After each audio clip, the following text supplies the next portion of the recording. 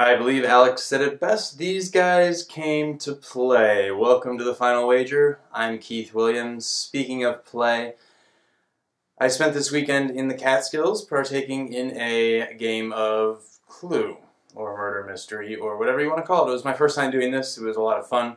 It was for my friend, whose name happens to also be Jacqueline, her 30th birthday, and she put together a really fun weekend with a really great cast of characters, and both real people and their characters they were playing.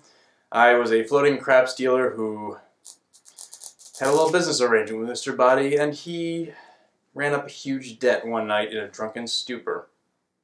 And he never paid it back, even after I sent my accomplices over with a lead pipe. Oh yeah, we set the game up in the library. I wasn't the murderer. These two guys definitely did come to play. Michael, 28,600, Eric, 20,800. I can't even tell you off the top of my head when the last time two players went into Final Jeopardy with over 20,000 was. I know it happened in the Ultimate Tournament of Champions. Because who was it? Someone lost with 40-something thousand dollars, so they must have had at least 20,000 going in.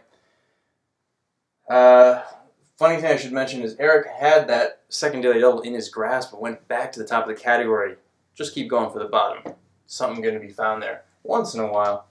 Michael took advantage of that. 7,000. Big daily double wagers. Love that. Okay, math time.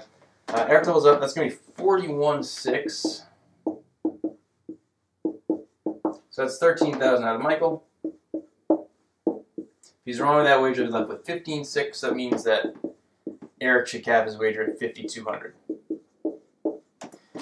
Jacqueline has less than the difference between these two gentlemen, so we won't worry about her. But what if Eric does go small, 5,200, gets it right? So 26 even. So that means Michael could, if he thinks that Eric's going to go small, wager to stay above that, or at most 2,600. And then to get above that, Michael, if Michael gets that right with that, he's going to have 31,200. So to get above that, Eric's going to need to wager at least 10,400, but that'll lose on the downside. So he might as well just wager everything. And of course, I prefer the larger wager. It takes more of the destiny into your own hands. But is Michael going to go small? Who knows? Neither gentleman went small. They went both went big. Eric, leaving some money on the table potentially, still finishes in second place. Not a bad wager.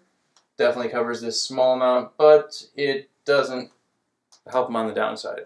So effectively he's picking large, but not maximizing his potential returns.